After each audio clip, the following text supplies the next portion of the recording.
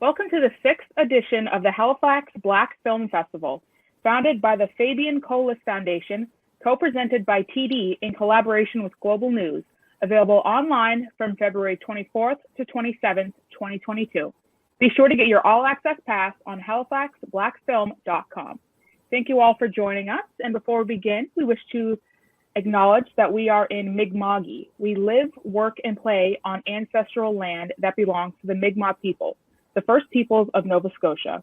As we seek to build a more inclusive municipality, we remember that we are all treaty people, and that those of us who are non-Indigenous each have an individual responsibility to acknowledge and address the centuries of injustice, suffering, and broken promises that resulted from European settlement.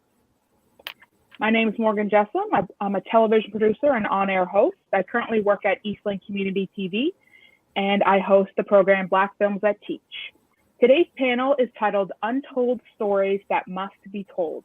In today's panel presentation, we're going to talk about untold and forgotten Black stories and what it takes to bring them into the light, the risk of digging up graves, history finally being told, and the freedom from silence.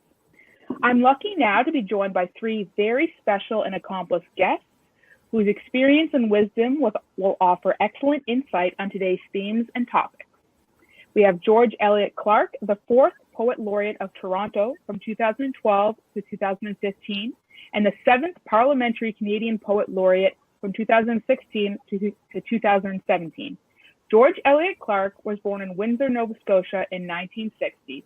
A professor of English at the University of Toronto, Clarke has taught at Duke, McGill, UBC, and Harvard. His recognitions include the Rockefeller Foundation Bellagio Center Fellowship, the Pierre Elliott Trudeau Fellows Prize, the Governor General's Award for Poetry, the National Magazine Gold Award for Poetry, the Premio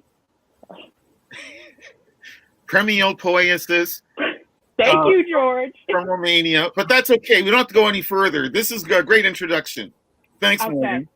Okay. Thank you so much for being here, George. Wanda Taylor. Wanda Taylor. Wanda is an author, educator, social worker, and filmmaker. Her nonfiction book for youth, Birchtown, The Black Loyalists, is now part of the Nova Scotia Department of Education's materials and can be found in all junior high schools across Nova Scotia.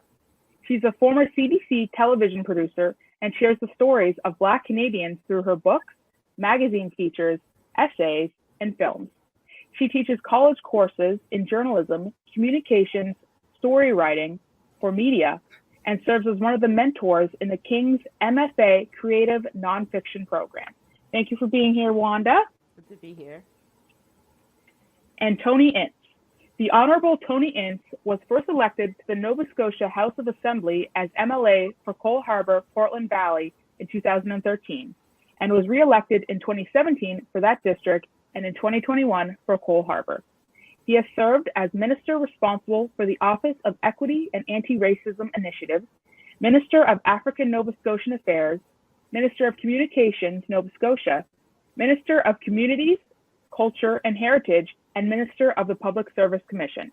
Thank you so much for being here, Tony. Thank you.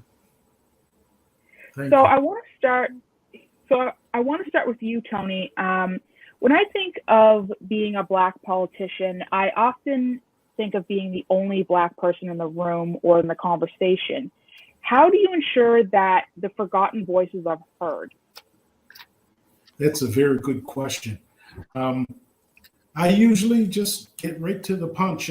If a topic is raised where I see an opportunity to bring in the voice of my community, some of those people whose shoulders I stand on, then I just, sort of bring that into the conversation. I believe in educating everyone, and we have such a rich history here in Nova Scotia, one that has never really been talked about in the education arena. We've been left out. So it's really important that you are giving us this opportunity to share what little I may have. Mm-hmm. And so, Wanda,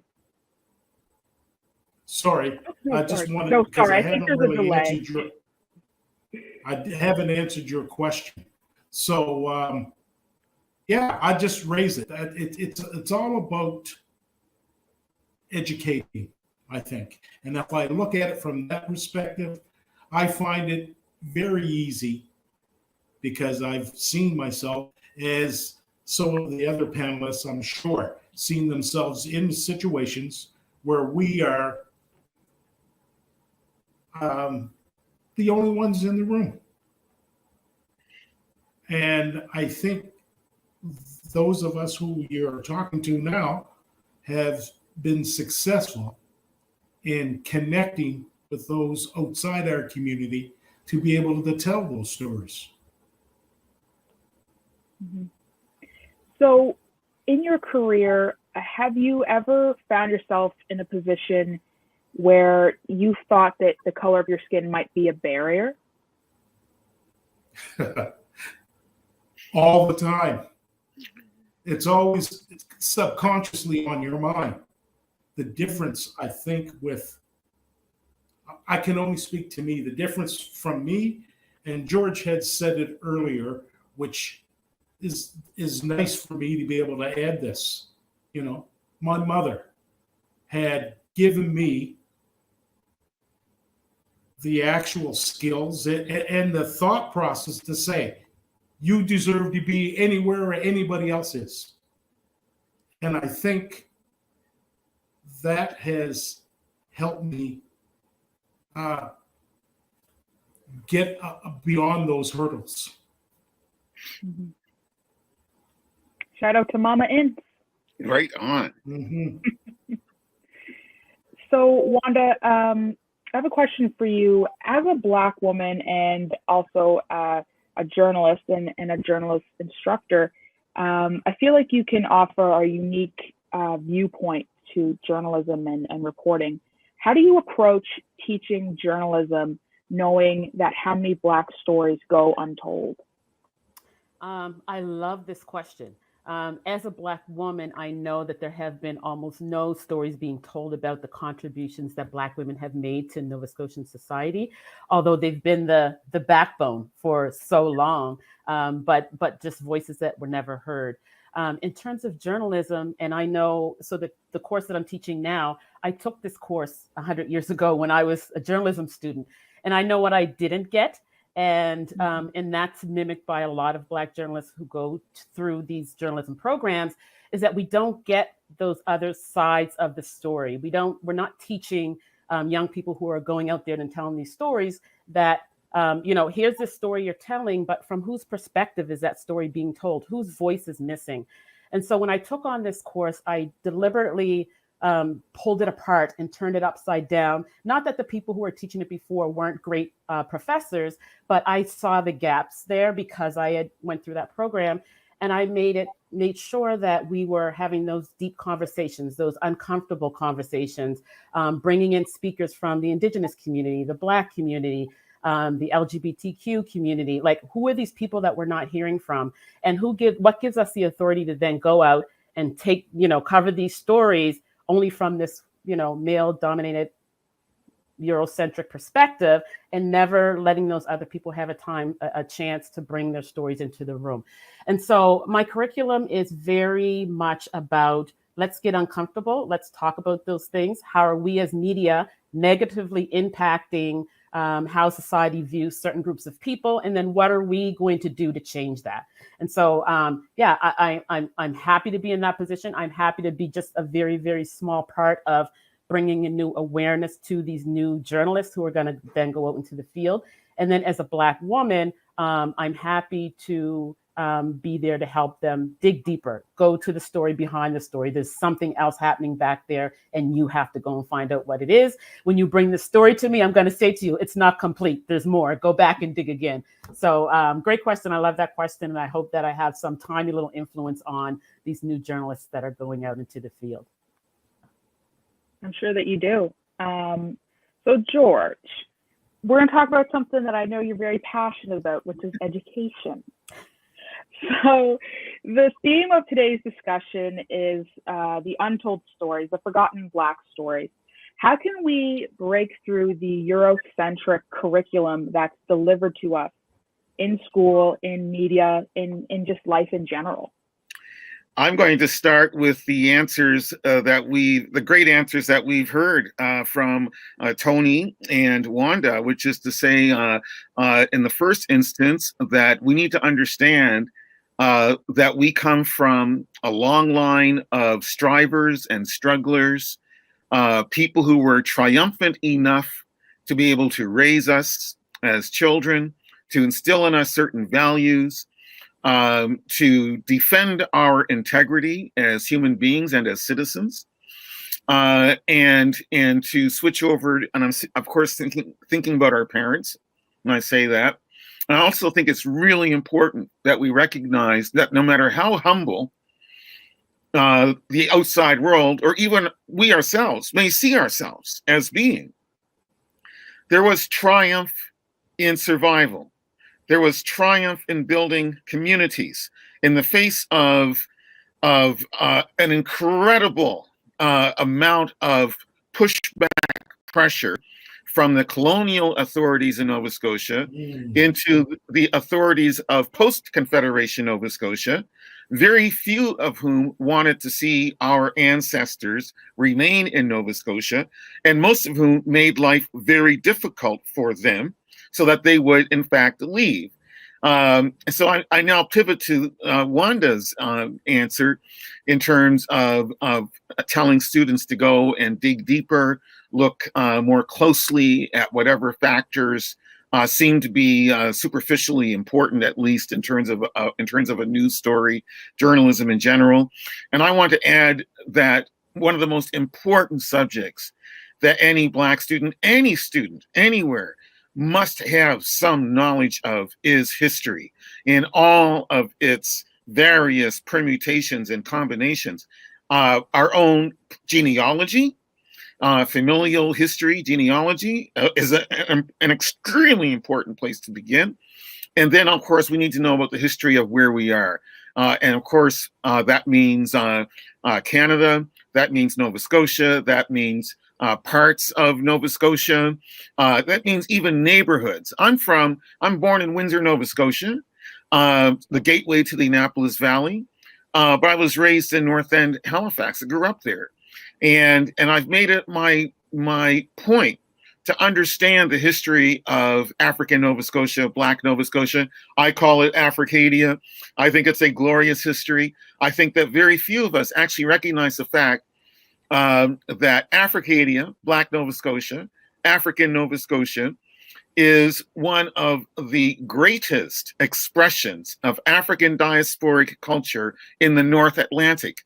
We know we're in the North Atlantic, but we never think about it in terms of North Atlantic African diaspora. You start putting those concepts together and you start understanding how unique and special and inspirational our culture is, given the fact that we've always been a relatively small population in a white supremacist context, where we were put under a lot of pressure and still are, and yet managed to thrive, build incredible religious institutions, fight for our rights, human rights, civil rights, dignity, and build a cultural tradition in sports, in preaching, and in music, and in the arts in general. Something that we should all be, and also in terms of political struggle. I'm giving a long answer to the question. I'm going to shut up in a moment, but I want to go back to Tony Ince's answer for a moment. And I just want to recognize the shoulders upon which he stands and many of us stand. And that would include people like Joan Jones and Rocky Jones, Rosemary Brown, Don Oliver, Mayanne Francis, Evangeline Payne Grant, Howard Douglas McCurdy, and the list goes on. Mr. Brathwaite, who was the first elected member of the Ontario legislature, Black member of the Ontario legislature, Leonard Brathwaite, back in 1963. So this comes back to, and I'm ending my answer here. We need to know our histories, all of them. Our history is not boring. It's a great history. It's a diverse history full of contributions from people who are Black and Indigenous, people who are from the West Indies, people who are from America, people who are from South America, people who are from Africa. And out of this great diversity of the African diaspora into the Maritimes, into Atlantic Canada. This is amazing. It was Atlantic Canada fish as salt cod that fed the West Indies, for crying out loud, is now part of a staple diet there. And then we get the rum and the sugar and the molasses as staples for ourselves. So this is all, I'm just speaking out of recognizing the grandeur of this history. And that is our responsibility to always bring to the table, especially whenever somebody says, you've done nothing, you've created nothing, you have nothing, you are nobody. Mm-hmm. Mm-hmm. I want some of George's coffee. I'm just feeling that was exciting. That was exciting. Thanks. I just love his pride. Yeah. I love his pride. Amazing. Who he is, where he's from. And we all need to bottle some of that and take some of it, because I know, Wanda, you have it as well. George just, it's so enthusiastic. It's right there in your face. Definitely. Well, this goes back to the question that you were answering and that Wanda was answering too. All three of us and the people I just mentioned, I could list many, many, many more. We've all been that one person in the room. Oh yeah. We've all been there. Morgan too. I'm sorry. Morgan as well. Yeah. We've all been there. And the thing is, what we need to remember is that when we go into that room where we are the only one, and not only just the only Black person, but the only person of color, right? Yes. That what we bring into that room is our entire genealogy. All those people in our background who gave us advice, who stood by us, who backed us, who scrimped and saved and labored in order to make sure that we would have a chance to insist upon our equality and to be heard, no matter what, and no matter who got upset, and so on, in terms of us speaking our truth, giving our witness about why we're here and why our presence makes this place better. No matter what place it is, no matter what office it is, no matter what corporation it is, our presence makes it better. Well said. Yes. That's right, George. I want to talk about one thing that I think about all the time is when stories about Black people are told, there's a lot of stereotypes that go with those. So what are the dangers of having these stories told versus, and a lot of these stories that are being told are from a Eurocentric point of view, they're not being told from us. So what are the dangers of having stories like that be out there, perpetuating stereotypes? I mean, I think you go ahead, Tony. No, you go, Wanda. Go ahead. I was going to say, I think you partially answered that in your question, is that a lot of times the people telling those stories aren't the people who have the lived experience, who have lived those stories. And when I'm talking about, when I'm talking with the students in the MFA program and they're all writing, nonfiction stories and they're all telling stories, I always do that talk about whose story are you telling, and do you have the authority to tell that story, and where are the voices of the people who own that story? And a lot of times I think our stories have historically been told by people who were not us. And lately we are telling our own stories without apology. Not everybody likes that. Not everybody wants to hear that. I didn't see, as much as I loved books, I didn't see anyone in books who looked like me. So when I started writing, I was putting characters in who were like me and like the people in my community and like my elders and those people who taught me. And we hadn't seen that. So it's our time now to start telling our stories so they are authentic. And that's how we get rid of those stereotypical characters that we're used to seeing in books and films. And I'm glad you answered that, because mine isn't going to be as eloquent as your answer. but I was just going to say, because Wanda went down the same path but I was going to say it in this terms. Look, up until maybe 4 or 5 years ago, we saw the results of living that other way. We've been living it for generations, right? And it's only, there have been moments in our history where we've had that voice, but, it's always been, let's be real. They've always told their story based on every culture that they came involved with. And they flipped it and told it their way. And it became our truth. It became people's truth. Yeah. Unfortunately. Yeah. I'll just add that when I started as a writer, as a teenager, 15, 16 years old, back in 75 and 76, I thought that to be Black was to be African American. And of course, like many of us in Nova Scotia and Africadia, I am part African American and very proud of that. It's a great heritage to have, for crying out loud. At the same time, that's true. It was a revelation to me to realize, thanks to the late Frank Stanley Boyd, he walked into the North End Library in 1980 and gave me a copy of Peter E. McCarroll's History of the Colored Baptists of Nova Scotia.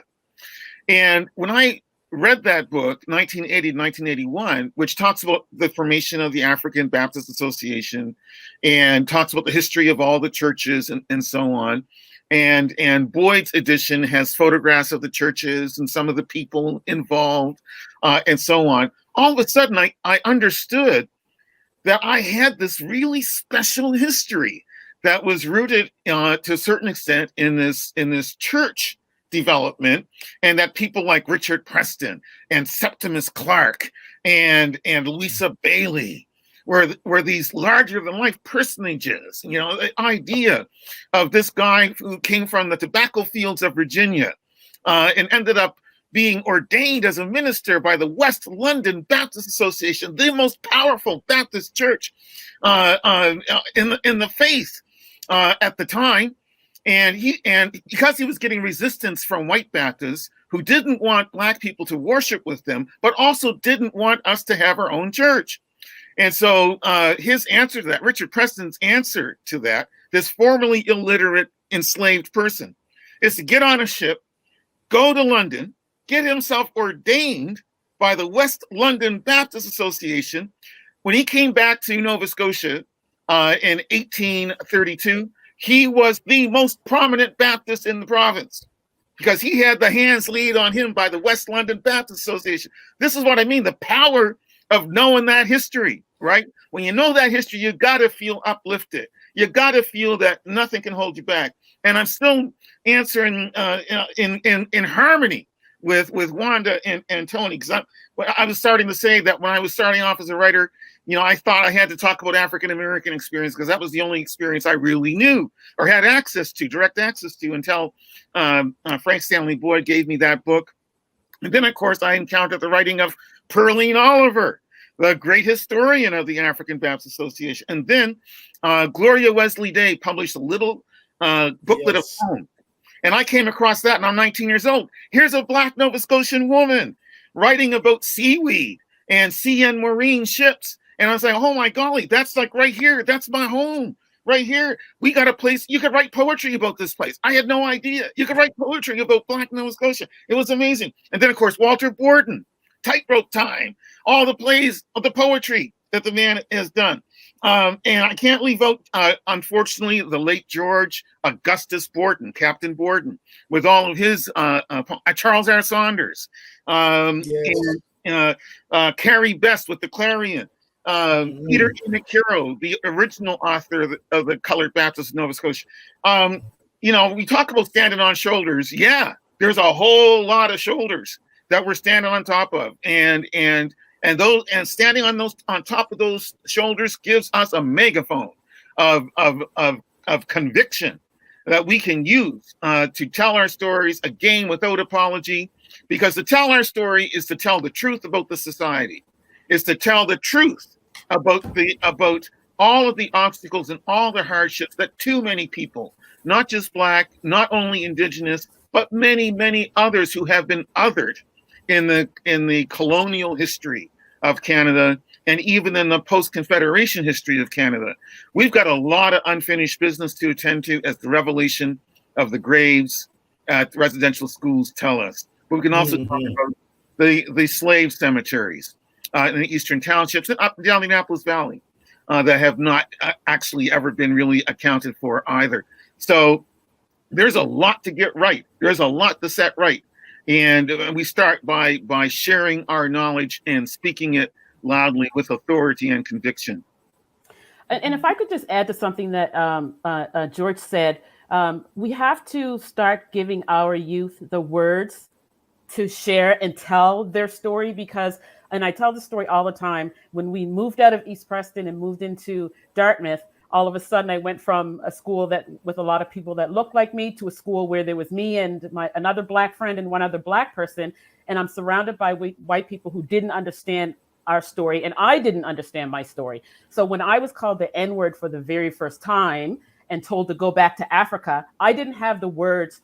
That to me, I was ashamed. Like, I should be in Africa. That sounds like a bad thing. Like, I didn't have the words to empower not only myself, but my people, and to educate that person. That person was a child, but where did they get that from is my question. And so I never had the words. And I always wish I need to meet this guy someday, somewhere, so I can say to him, here's what I should have told you when I was 8 years old. So we have to give our young people the words and the pride. We have to instill in them, you should be proud of this. And if anybody says these things to you, you tell them this. Like, they need to be armed with that history and that beauty and that pride and the perseverance of their people and how they came through so many odds. And also, that's the power and strength of our community. And we need to impart that in our young people. And I think that we're not doing that enough, and we need to do that more, because that's where it starts. We do it to them, and, you know, they form roots, and that spreads and grows, and that's what we want.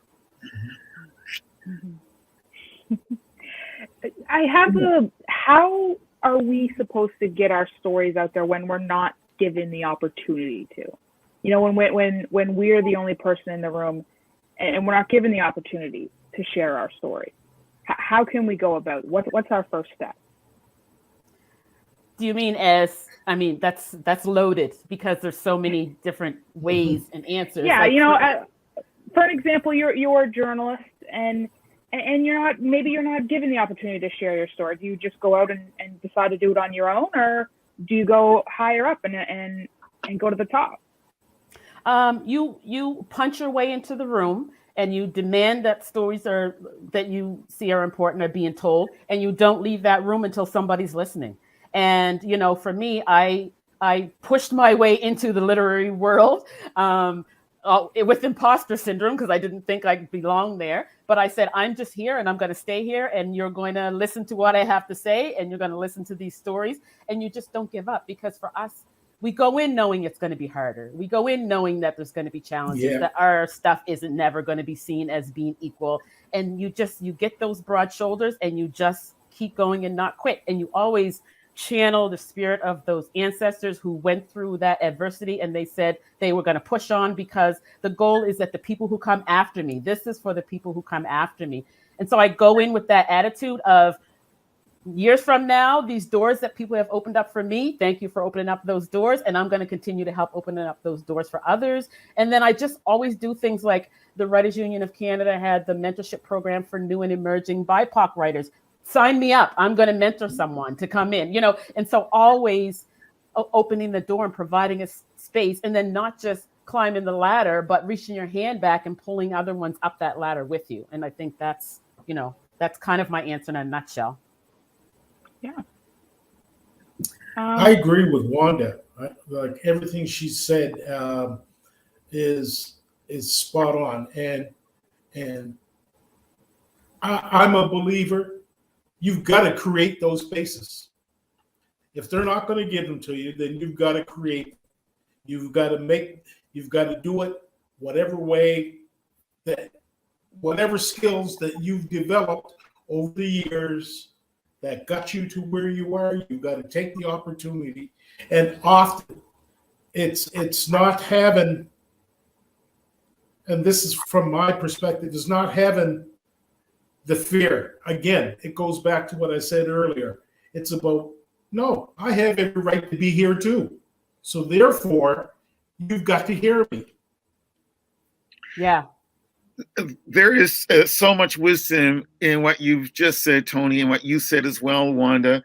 And I was just thinking that what it all comes back to is, again, this question of knowledge, this question of education. And I know that in many down-pressed communities, there's often a fear that if persons from that community end up ascending in the white world's educational system, that they will somehow then be brainwashed or bought off and turned against their own people. Yeah. Because of the fact they've inherited the literacy and the numeracy of this civilization, of this society. But my response to that is, you cannot be an effective, radical, revolutionary, rebel, or simply leader if you do not understand the roots of the society, the structure of the society, the basics of the civilization, in order to find ways to suggest ways through which change can be achieved and change can happen. Otherwise, you are left with sheer physical force. And unless you have overwhelming numbers, and a lot of weaponry, that's not gonna get you very far. So I'm in favor of basically being, considering ourselves to be intellectuals and wanting to be intellectuals. In fact, I tell my writing students all the time that if you're a writer, you are an intellectual, period. Get used to it. Get over it. Stop thinking yourself as being somebody, I'm only a writer. No, you're an intellectual. You're dealing with ideas. You're dealing with narratives. You're dealing with stories. And that gives you a basis through that to be able to challenge other people's narratives, other people's stories. Mano a mano, intellectual against intellectual, or intellectual against somebody who doesn't know very much, which is actually an ideal kind of contest. And so, for instance, somebody says, tells a youth or child, oh, you got to go back to Africa and so on. I wouldn't have said it when I was younger because I would not have understood to say it, but I might say now, to that person who would make that kind of statement, well, you know what? We all come from Africa. Everybody does. And guess what? That means you are part Black. So if I'm going back to Africa, you're coming with me. But another answer to that question is, you should understand so-and-so that Nova Scotia is part of Africa. What? How can you say that? Well, it's very simple. Because of the fact that the African diaspora is present here. So the presence of the African diaspora in Nova Scotia makes Nova Scotia culturally part of Africa. Yeah, Africa. Whether anybody likes it or not, it is. It's too late. The people who thought, oh, we're going to drive them out, we're going to make them go, make them leave. It's too cold. They have too much poverty and there's too much illiteracy. They're going to go. They're going to leave. And instead, we hung on to our little pieces of bad property, bad land, and hung on to it anyway because it gave us a sense of identity. It gave us a grounding. It gave us a base, a land base, for crying out loud. And from that, everything else then became possible. Once you're able to hold on to those little pieces of land, no matter how scraggly, no matter how bad, no matter how marshy, rocky, pebbly, non-arable that those little plots of land were, they let us form communities. Yeah. They let us form associations of churches. They gave us a grounding. They gave us a background. They gave us a backing. We are rich when we think about that heritage, because too many people in society have no moorings. They have no ground to stand on that's really theirs. Nothing. But we have that. No matter what, no matter how far back we got to go in our genealogy, we got that homestead somewhere. Yeah. And that gives us a rooting. How dare anybody say you gotta leave here, you gotta go away someplace. I got my little 3/4 acre and 3 mile plains, all spruce trees and pine trees and anthills, but it's mine.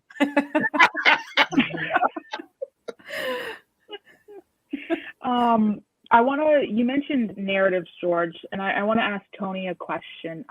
Just because I know that you have some connections to the Maritime Hockey, the Maritime Colored Hockey League. So there's this kind of idea that that hockey is a predominantly white sport, and it is.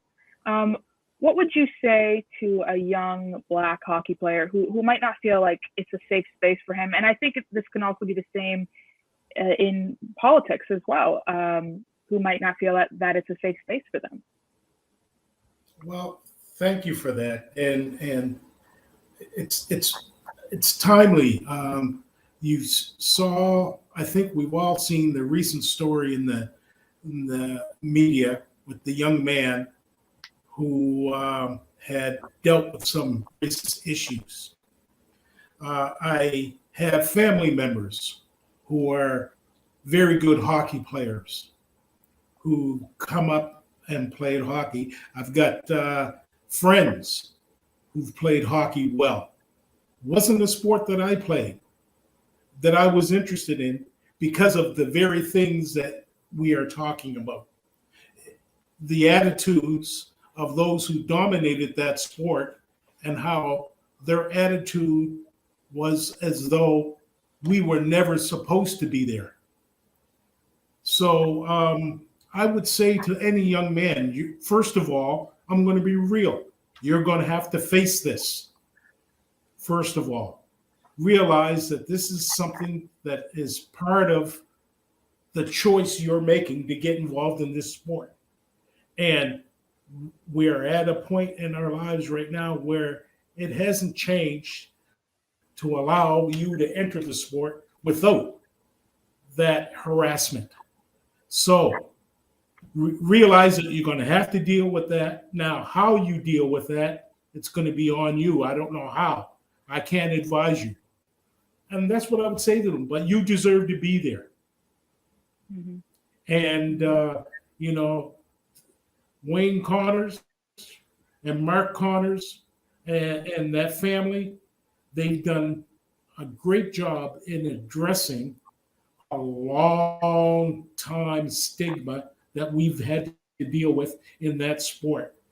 There's a lot more work to be done. A heck of a lot more work to be. Mm-hmm.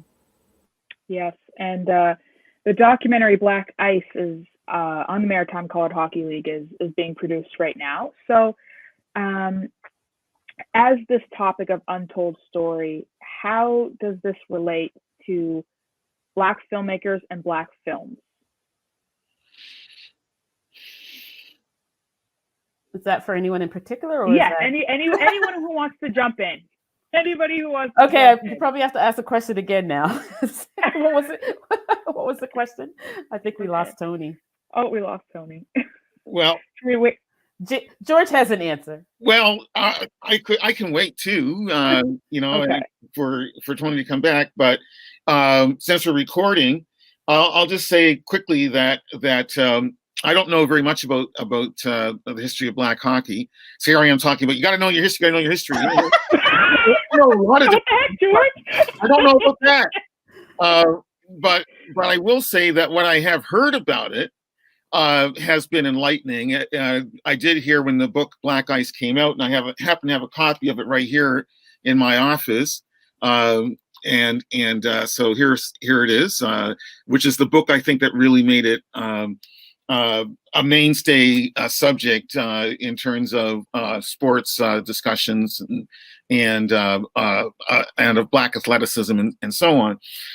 So one of the stories I heard was that the slap shot, the most exciting part of hockey, I think it can be said, was in fact invented in Africville by that particular colored hockey league team.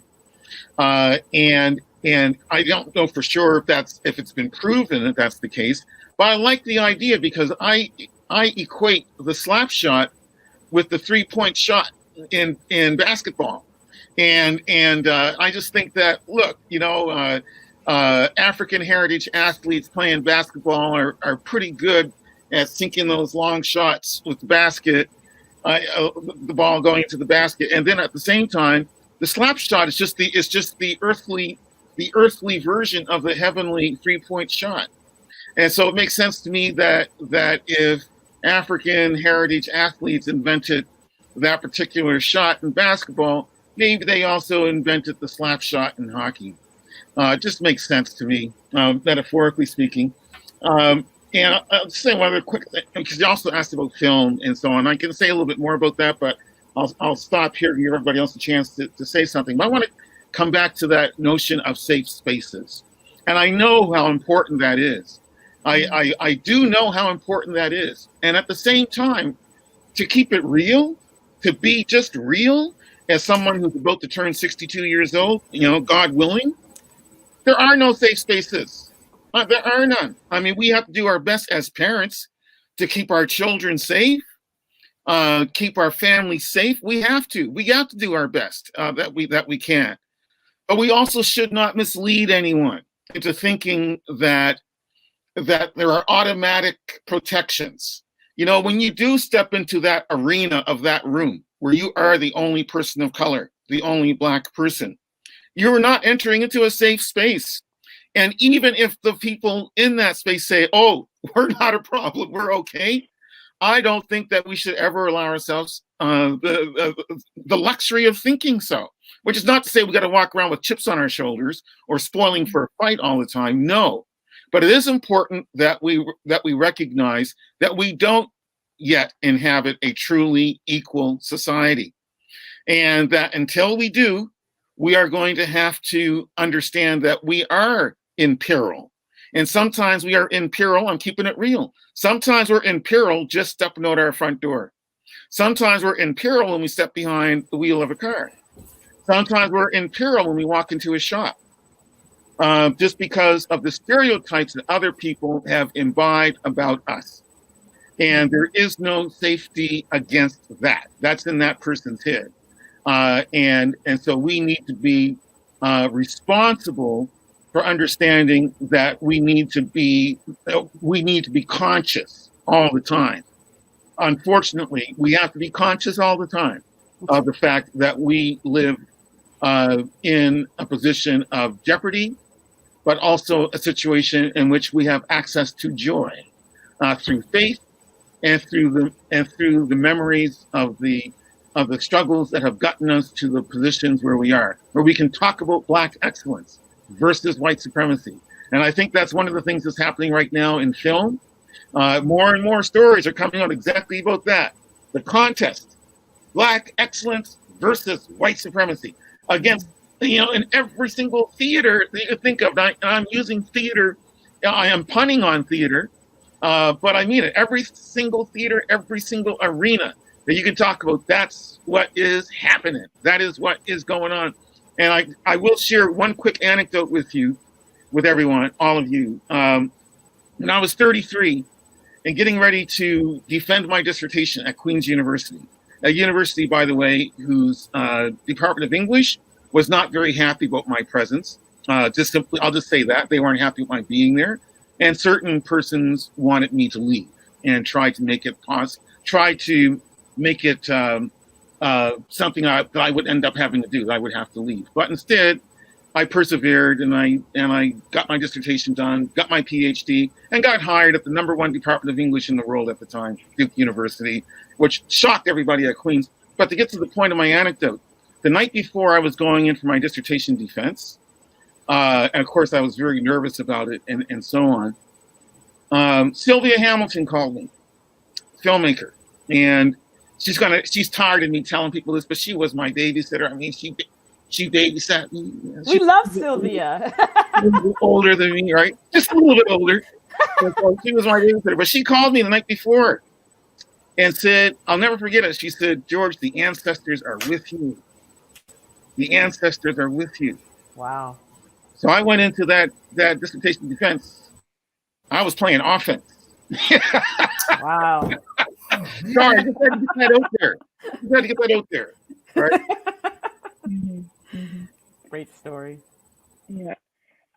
Going back to the Maritime Colored Hockey League, Wanda had mentioned to me just offline that one of your former students has written his own book about the history of hockey in Canada.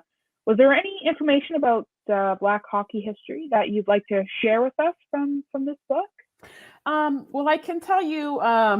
So, David Carter. The book is still being written, but he has a decades-long history as, a researcher, an archivist, a historian. He's worked at the Nova Scotia Museum for many, many years. He knows his way around digging and doing investigative work. And so, when he set out to do this book. About hockey's DNA, Nova Scotia and hockey's DNA, he started uncovering pieces of information, and some of that information disputed what we currently know as hockey history. Some of the stuff that we think is how the formations were. Some of the stuff is great. It's more than we ever thought. It goes deeper than any of the other stuff that's out there right now. And then some of it disputes that. And so we had a lot of conversations back and forth painstakingly, talk about uncomfortable conversations. And for me, I was probably the way a lot of the community may be when, his book starts to come out, is I was saying, okay, you need to show me and convince me that what I think is this history is not this history. So every tough question that I put to him, he was able to come back with physical evidence, photographs, articles that I just never, and I consider myself to be somewhat of a historian, that I didn't even know that could be found, that proved like these certain dates. And like, so everything that I put to him. And then we had conversations about David being white, telling this Black history, this Indigenous history. I mean, he managed to get a hold of one of the very first hockey sticks that were made by Mi'kmaq people who never really got the credit for these hockey sticks that were all over the world, basically. He's uncovered a lot of amazing stuff. But to me, we had all these conversations about how is the community going to take this information? Because again, it comes back to who was out there uncovering and unearthing and digging up these stories. And at the same time, they still need to be dug up. So there's this whole thing about finding the stories and then who's finding them. But then when that person is finding things that are, contrary to what we currently believe, how is it going to be received by other people? So, I mean, some very interesting conversations we had. And I think that, and I think the main thing that he wanted to make sure he did, which he's doing now, is connecting with the Indigenous community, connecting with the Black community, making sure that, am I telling your story? Can I show you this research? Can you be a part of what I'm uncovering, so that it's not just me telling you, here's what I found, but here's what I found and what do you think of it and how can we work together to bring that out? So I think it's going to be interesting. He's still in the process of doing it. He graduates from the MFA program this semester, and we'll see what happens when it comes out. But I know that there will be some who receive it and there'll be some who reject it. That's very interesting. Yeah. So how did you personally feel about a white person contradicting this story of Black hockey?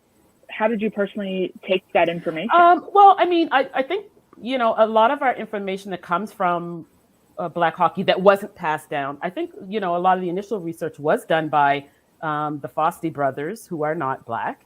And so, and the community accepted that. So it wasn't that I didn't think he should be doing it. He was literally just digging up hockey DNA. And that's when he started uncovering all the stories of what Blacks were doing way, way back and never ever got credit, and what Indigenous people contributed to the sport and never ever got credit. But then he was finding stuff that contradicted, some of what the Fossey brothers uncovered and some of what else was uncovered, and didn't know what to do with what he was finding. And he wants to put it out, but then also very conscious about how people are going to accept that. And for me, like I said, I don't tell people what they should write. I just question, so I just pose questions to him, tell me about this. Well, what about that? Show me that part's not right, or show me that part is misinformation. And every time he could. And so I think that's what he's going to have to do to the community as well. He's going to have to come at them with some really hard evidence. So I wasn't on one side or the other about whether he should or shouldn't do it. I just said, here's what you may face. Are you prepared for that? And show me how you're going to explain that to the world. And he was able to do that. Mm-hmm. So it'll be interesting. It'll be an interesting conversation when his book comes out. Yeah, it sounds like I told him I told him this may come up, And I told him I may talk about it. He said, "You have my permission." I mean, he was one of the ones who was instrumental in the development of the stamp, the Canadian, what do you call it? What was the stamp called? Maritime color. Yeah. Thank you. Yes. Yeah. He was instrumental in that. Like they called on him to help do that. So it's not like he's just kind of like somebody.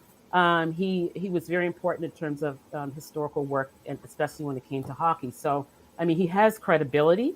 We'll see how the community receives what he has to say. Mm-hmm. Tony, can you tell us a little bit about your involvement in the documentary Black Ice? Oh, yeah, thank you. Well, I was introduced to the Foster brothers by Dr. Henry Bishop, who wrote the foreword for the book. And in talking to them, and hearing the story, I said, "Look, I'd like to help you. This is information. This is history that I wasn't even aware." Oh, I think he froze. Give him a second. I think while he's waiting to unfreeze, I think that's a part of it too, is that, now this film is being developed and, how, and I don't know, I mean, I know it's being produced. I don't know what their level of research or how far they've gone, but, I hope that they've gone far enough that, the story they tell is as accurate as well. Yes. And while Tony is still frozen, the the producers of the film, Drake and LeBron James, those are two massive names, but there might be stories who do not have people with those big star power names. How can we still get those important stories out when they're not backed by, people who have these big names? I mean, I think it's to make a film of, any kind of caliber, you do need money behind it. So I understand that, having the name power behind it, that's important. And I understand that both of them are really interested in the story. But at the same time, you do have to have that connection to the story.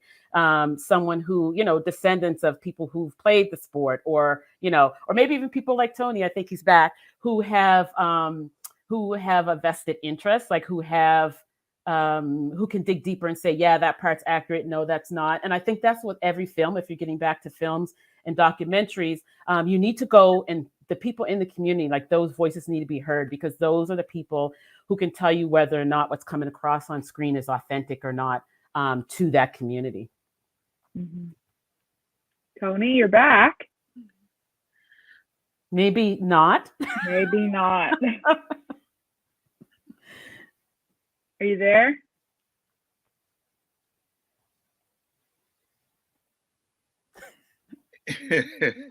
Tell everybody in the house to shut off their cell phones. Okay. Okay. Yeah. I'm in my office. I'm not even in the house. Like, I'm wondering what's happening. That's even worse. Here. I've been on all day, nothing like this. And is the government on a short budget? Well, I'm no comment. Just blame it on Russian hackers. Yeah. I shouldn't say that. So what was your question? Sorry. The question is about your involvement in the Black Ice documentary. Okay. Let's hope I can get through it without it cutting off. So, as I said, I met the Foster brothers. I had indicated that I'd be willing to help. And that was out of my passion for family members, as I've said, who played. I wasn't a big fan of the sport because of the racism in the sport. That being said, I met with the brothers. We started a number of different initiatives to try to get the community aware of the book. We started the Black Hockey Hall of Fame. And we started going around and inducting people like George, writers, and people whose stories have been told, from the sports perspective as well. And so from that, we got some interest, we got uptake. Then we actually reached out to the NHL. The NHL in the first little bit was somewhat interested, and they gave us money to help us move this along. But upon further review and looking at everything, the NHL, I believe, changed their mind, because then when we were trying to ask questions, why hasn't someone like Willie O'Ree been in the Hockey Hall of Fame? Right. I think asking those questions put them a little bit unease, so they stopped being involved in what we were doing. That's not surprising.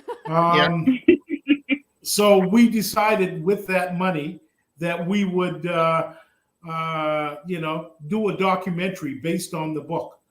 So that's how I became involved. Steadfast believed in their project, believed in what was presented at that time as evidence, and there wasn't very much refuting it because of what they've uncovered, and there was nobody else. But as history always shows us, there's always somebody who can find more or find something a little bit more accurate or whatever, right? And things evolve. So, George, I bet you thought I forgot about you. Oh, no. I've been waiting. I'm all set. I'm all ready. So, in your many, many body of works, how do you approach telling untold stories? Well, I'm so glad you've asked me that question, Morgan, because I want to share this word with everybody, as I am a professor of English here at the University of Toronto, Bolakaja.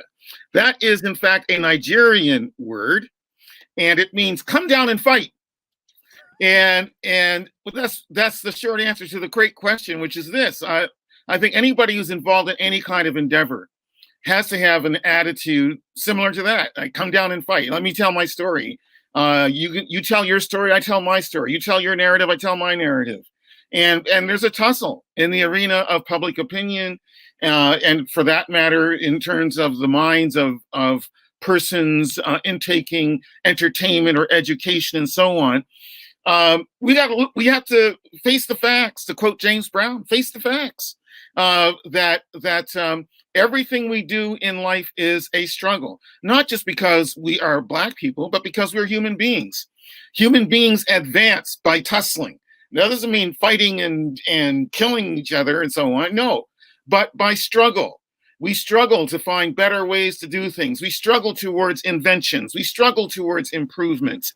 We struggle towards better forms of governance, better forms of political parties and so on. Tony, I'm teasing you when I say that, but in every single endeavor that we undertake, including being writers or producers for films and scholars, looking for evidence, looking for information and so on, you got to tussle. You got to hustle, you got to tussle, and you got to muscle your way in, but through the force of your ideas, through the strength of your narrative.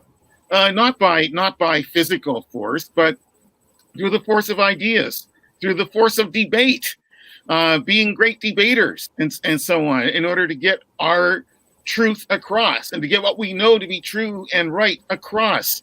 And to come back to getting the stories out there, it's hard for me to think of any particular story where you would not have at least an angle that could involve a Black character or a Black personage. And suddenly Beethoven comes to mind.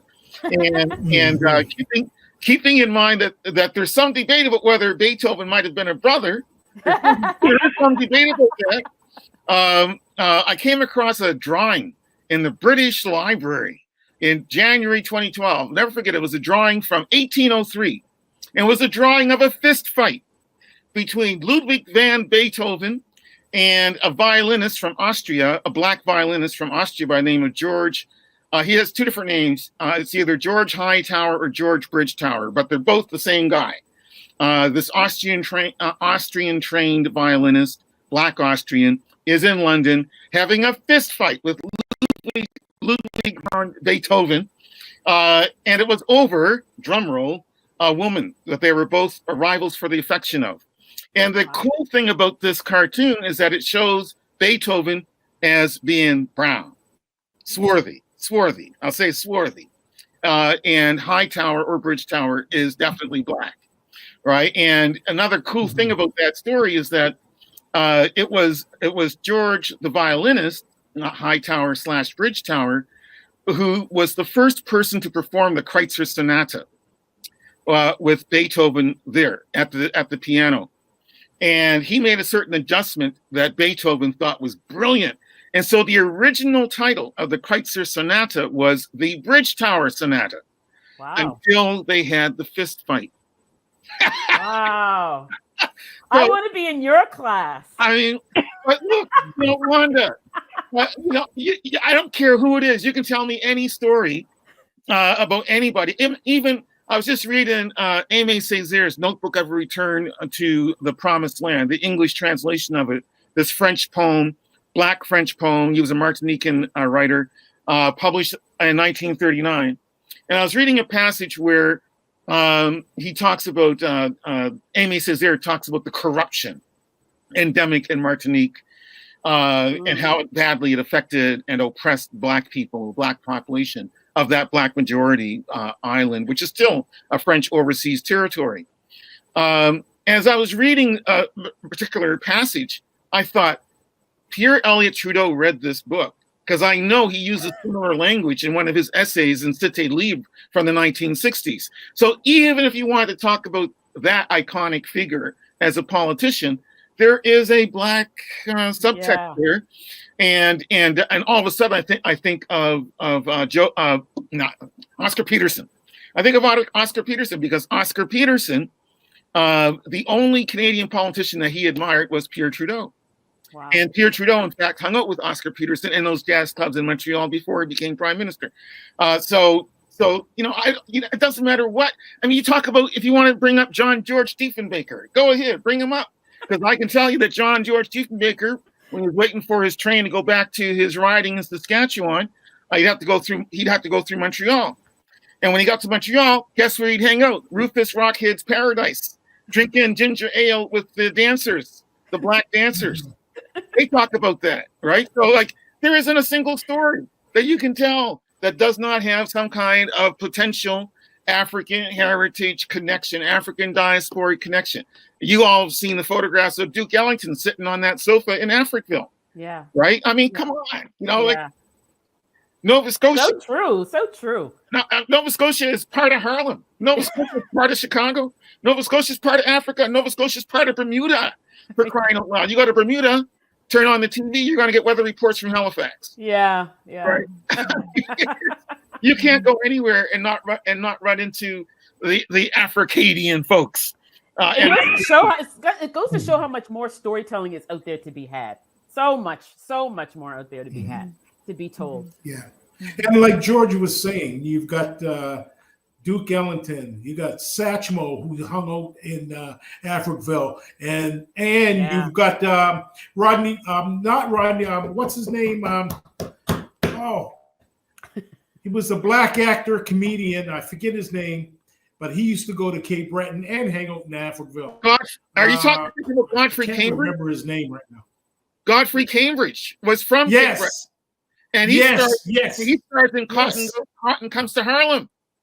Right? Godfrey Cambridge. Yes. And Richard Harrison, who played the Lord in the original Green Pastures on Broadway, is from London, Ontario. Right? So we can talk about film, cinema, stars, actors, and so on. Of course, boxing. There's a lot of extensions coming out of Nova Scotia. I think of Nelson Carvery, the great jazz guitarist from Hammond's Plains. People have no idea. People don't know these stories. We need to get those stories out there. People need to know. It's fascinating history that's just sitting there collecting dust. And I think recently there was a documentary. It's either been made I'll or share one story. Go ahead. Well, I don't know. Oh no. I'm just Okay. going to say. Yeah, I was just going to finish what I was going to say very quickly. After the Halifax explosion, one of the physicians who stepped in and saved people's lives and vision was a Black doctor, and fully practicing Black MD, based in North End, Halifax, who was then written out of the history until very recently, when historians have started to uncover his story. And he was a significant actor in again as a healing person in the aftermath of the Halifax explosion. Yeah. I mean, you Did just you look have at something Cape you wanted to Breton. add? Sorry. Go ahead. Yeah. No, you go ahead, Tony. Okay. I was just going to say, looking at Cape Breton in itself, the Sydney Whitney Pier, that community had its own dentists, doctors, everything back in the day when people weren't even aware that there was a full community, fully self-sufficient, basically. Yeah. Thank you, George. There you go. One God, one aim, one destiny, African Nova Scotians in Cape Breton. And of course, we can't mention that without mentioning the fact that Marcus Garvey, the leader of the greatest international Black organization ever formed on the face of the earth, and I'm talking about the Universal Negro Improvement Association, went to Cape Breton in 1937 and made a speech about we have to get rid of our chains of mental slavery, which then Bob Marley turned into a redemption song. All right. So it all starts Whitney Pier, Glace Bay. And I love the fact that Garvey's church, the African Orthodox Church, was actually established. 2 branches were established there in Sydney, Glace Bay, Whitney Pier. So again, and also there's another part to that story. Before the West Indian workers were brought to Cape Breton, there were African American workers who were brought by train by BESCO, the British Empire Steel Corporation. Yes, yeah. You know that story, from Alabama to Cape Breton, and they were there for 10 years, treated very poorly. Yes. And poorly paid, and so on. And so they said, we want to go back. We want to go back to Alabama. And BESCO said, well, you'll have to walk. We're not paying for a train to take you back there. And guess what? They walked. They walked all the way from Cape Breton back to Alabama. Walked. Yes. Now, there's a story. There's a story for a film. Yeah, absolutely. Yep. Well, this has been a very Untold stories. That's great. Yeah, this has been a very insightful conversation, and I think the narrative for so long was that people don't want to see Black stories. They, and that's obviously not true with the success of numerous Black films in the last couple of years. And I think conversations like this are gonna, open people's eyes and hopefully open some doors for the stories that need to be told. So. Yeah. Thank you all for being here. I feel honored to be, a little fly on the wall in this chat. Thank you for that word, George. That's now part of my repertoire. Thank you for that. Yes, there we go. Show one more time. There we go. Thank you. Right. Come down and fight. Tony, you can use that word in the legislature. Nobody will know what you're saying. I don't know what I'm saying. What does it mean?